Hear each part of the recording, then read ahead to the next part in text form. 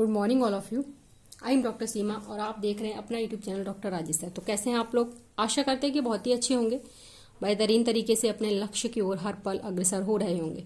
तो चलिए शुरू करते हैं आज की क्लास। आज की क्लास में हम देखने वाले हैं यूपीएचईएससी जो कि असिस्टेंट प्रोफेसर की वैकेंसी यूपी में आ गई है और उसका जो प्रीवियस ईयर का पेपर है जो कि 12 जनवरी 2018 को हुआ था, तो उसमें जो जीके का पोर्शन है उसके क्वेश्चन देखने का प्रयास करते हैं तो आपको पता चलेगा कि किस नेचर के क्वेश्चन पूछे जाते हैं। तो ठीक है, फिर शुरू करते हैं। फर्स्ट क्वेश्चन है इसमें कि वर्ष 2016 की यूजीसी की कौन सी अधिसूचना गुणवत्तापूर्ण अनुसंधान सुनिश्चित करने का प्रयास है। तो इसमें सबसे जो पहला ऑप्शन है यही इसमें राइट आंसर है कि पीएचडी पूर्ण करने की न्यूनतम और अधिकतम अवधि। नेक्स्ट है कि यदि एक शोधकर्ता सामाजिक आर्थिक स्थिति के 3 स्तरों से संबंधित विद्यार्थियों की चिंता की तुलना करना चाहता है तो इससे संबंधित प्रदत्तों का विश्लेषण किया जा सकता है। अर्थात इसमें कौन सा होगा? तो इसमें होगा थर्ड ऑप्शन, एनोवा के साथ टी परीक्षण के द्वारा। नेक्स्ट है कि स्मार्टफोन में कौन सा ऑपरेटिंग सिस्टम ज्यादातर उपयोग होता है। तो इसका जो आंसर है वो है एंड्रॉयड। नेक्स्ट है 4 नंबर कि जो सॉफ्टवेयर इंटरनेट पर वेबसाइटों को खोजता है उसे कहते हैं, तो उसको कहते हैं सर्च इंजन। यानी कि जो कंप्यूटर से रिलेटेड क्वेश्चन है, आईसीटी वाले क्वेश्चन वो यहाँ पर पूछे गए हैं। और इसके अलावा देखेंगे हम जो 5th क्वेश्चन है, देख पा रहे होंगे आप, ये है किसी नेटवर्क में WLL होता है। कहने का तात्पर्य है कि संक्षिप्त रूप, यानी कि जो कंप्यूटर में संक्षिप्त रूप, तो इस प्रकार से है WLL अर्थात a wireless and local loop. तो ये हो जाता है हमारा C answer right, wireless in local loop. इसके अलावा देखें तो कंप्यूटर की किस पीढ़ी में वैक्यूम ट्यूब तकनीक का प्रयोग होता है। तो ये फर्स्ट ही है, प्रथम पीढ़ी जिसके अंतर्गत वैक्यूम ट्यूब का प्रयोग होता है। नेक्स्ट है एल नीनो किससे संबंधित है। आप देख रहे हैं कि ये ज्योग्राफी से रिलेटेड क्वेश्चन है, यानी कि धाराओं वाला क्वेश्चन है। कौन कौन सी धाराएं हैं, तो उसमें ये जो धारा है एल नीनो या पेरू की धारा, तो इसकी बात की गई है क्या है, तो ये समुद्री जल धारा है। नेक्स्ट है कि निम्न में से कौन सा भारत सरकार के क्लाइमेट एक्शन प्लान का हिस्सा नहीं है। यानी कि 3 तो क्लाइमेट एक्शन प्लान के हिस्सा है और 1 इसमें नहीं है। तो इसे देखने का प्रयास करेंगे। इसका मतलब है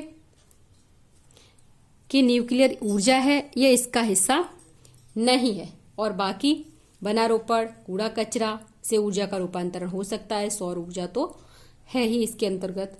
उसके बाद 9 नंबर क्वेश्चन है और इसके अंतर्गत निम्नलिखित में से कौन सा मुख्य रूप से ओजोन क्षरण के नियंत्रण से संबंधित है। ओजोन क्षरण का नियंत्रण है वो मॉन्ट्रियल प्रोटोकॉल से संबंधित है। और इधर जो क्योटो प्रोटोकॉल है तो ये ग्लोबल वार्मिंग की चुनौती से निपटारे के लिए होता है। रियो की बात करें तो ये पर्यावरण विकास के लिए होता है। यानी कि पर्यावरण से संबंधित तथ्य यहाँ पर दिए गए हैं। नेक्स्ट हम बात करेंगे 10 नंबर क्वेश्चन है ये। इसमें है कि भारत में निम्नलिखित में से कौन से टाइगर रिजर्व के रूप में घोषित किए गए हैं।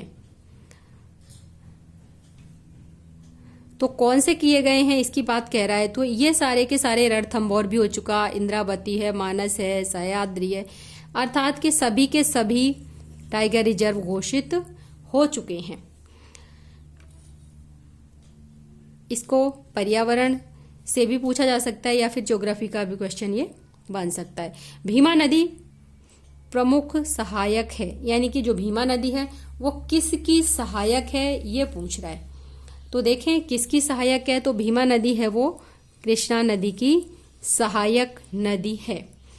रेगर शब्द इसे यानी कि काली मिट्टी से संबंधित है, जो कि कपास की खेती के लिए काली कपास मिट्टी लिखा हुआ है और कपास की खेती के लिए मिट्टी अत्यधिक उपयुक्त होती है, रेगर या काली मिट्टी।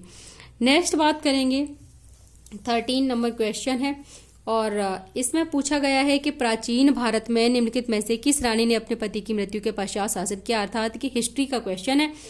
तो ये रानी थी नागनिका, और देखा जाए तो नागनिका ही है जिसने कि अपनी पति की मृत्यु के बाद शासन किया, अर्थात पहली महिला शासिका है ये। जबकि जो मुस्लिम शासिका कहते हैं रजिया सुल्तान को, लेकिन अगर शासिका की बात आती है तो ये नागनिका है जो कि प्रथम शासिका है। ठीक है, इसके अलावा हम बात करेंगे तो ये देख रहे हैं आप, ये भी हिस्ट्री का ही क्वेश्चन है। इसमें दिया हुआ है कि ऋग्वेद में कितने सूक्त हैं, तो इसके अंतर्गत जो था वो था 1017। नेक्स्ट है कि प्राचीन भारत में कांची कहाँ था, तो ये पहले तमिलनाडु में ये स्थान स्थित था।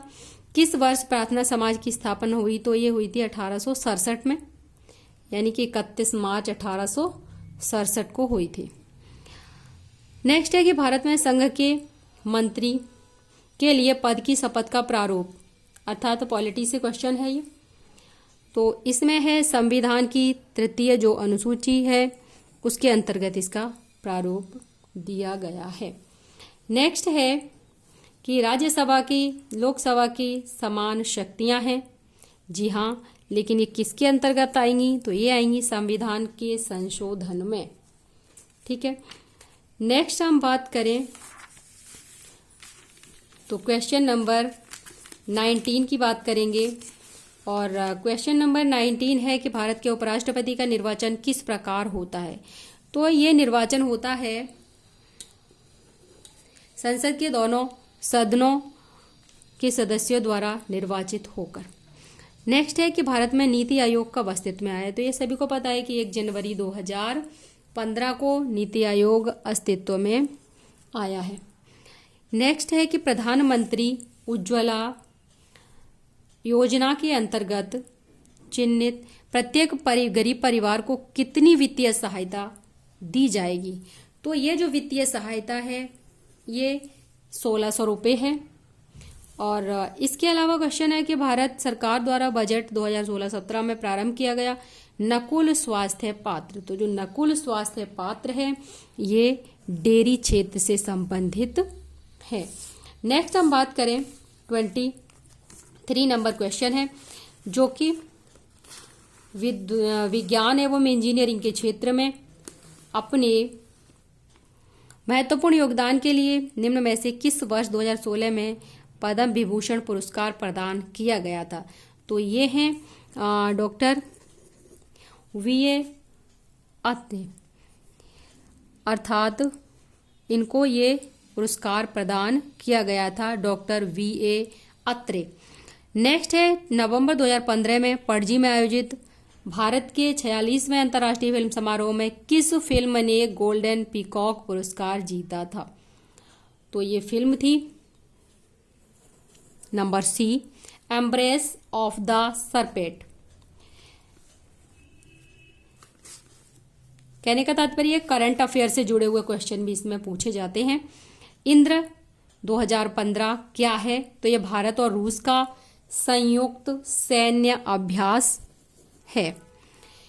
नेक्स्ट क्वेश्चन की बात करें तो भारत के किस महान योद्धा की वर्ष 2016 में 475वीं जयंती आयोजित की गई थी, तो ये महाराणा प्रताप जी की इनकी जयंती जो कि 475वीं थी, ये आयोजित की गई थी। नेक्स्ट क्वेश्चन की बात करें तो आप देख पा रहे होंगे 27 नंबर है क्वेश्चन, और इसमें उद्यमशीलता को बढ़ावा देने की केंद्र सरकार को महत्वाकांक्षी योजना स्टैंड अप इंडिया निम्न में से किससे संबंधित है। तो स्टैंड अप इंडिया है वो आपका अनुसूचित जाति तथा अनुसूचित जनजाति तथा महिलाओं से संबंधित ही है। नेक्स्ट है कि शैक्षिक दक्षता की मूल आवश्यकता है। तो शैक्षिक दक्षता में शिक्षण कौशलों में निपुणता होनी चाहिए, शिक्षण की विभिन्न तकनीकों के उपयोग में निपुणता होनी चाहिए, और शिक्षण में संचार माध्यम और तकनीकों के समुचित उपयोग में भी निपुणता होनी चाहिए। कहने का तात्पर्य है कि ये सभी के सभी उपयुक्त हैं। नेक्स्ट हम बात करें तो ये है आपका 29, शोध प्रतिवेदन में परिसीमन संबंधित है। तो ये शोध की समस्या के लिए सीमाओं के निर्धारण से संबंधित होता है, यानी कि यहाँ पर जो शोध प्रकृति उससे ये संबंधित क्वेश्चन पूछे गए हैं। नेक्स्ट है लास्ट 30 क्वेश्चन है कि निम्नलिखित में से कौन सा कथन गलत है। तो इसमें जो गलत था कथन उसको हमें देखना है। मापन और मूल्यांकन के मध्य कोई संबंध नहीं है, तो यही वाला गलत है, क्योंकि मापन और मूल्यांकन के मध्य संबंध होता है। ठीक है, तो ये थे 30 क्वेश्चन जो कि आप लोगों ने देखे। और यदि आप हमारे चैनल पर फर्स्ट टाइम विजिट कर रहे हैं तो आप हमारे चैनल को सब्सक्राइब अवश्य कीजिए। आपको प्रीवियस ईयर के पेपर जो कि हम लेके आते रहते हैं, और उसके अलावा जो भी ज्योग्राफी से रिलेटेड मैटर है, टीजीटी, पीजीटी, यूपीएससी आदि का, वो भी हम अपने चैनल पर प्रदान करते रहते हैं। तो आप लोग हमारे चैनल से जुड़िए और लाभ उठाइए। अगर आप मैथ के हैं और मैथ सब्जेक्ट से रिलेट करते हैं तो भी आपको हमारे चैनल पे काफ़ी सामग्री उपलब्ध मिलेगी। तो धन्यवाद, जय हिंद। मिलते हैं नेक्स्ट क्लास में, तब तक के लिए नमस्कार।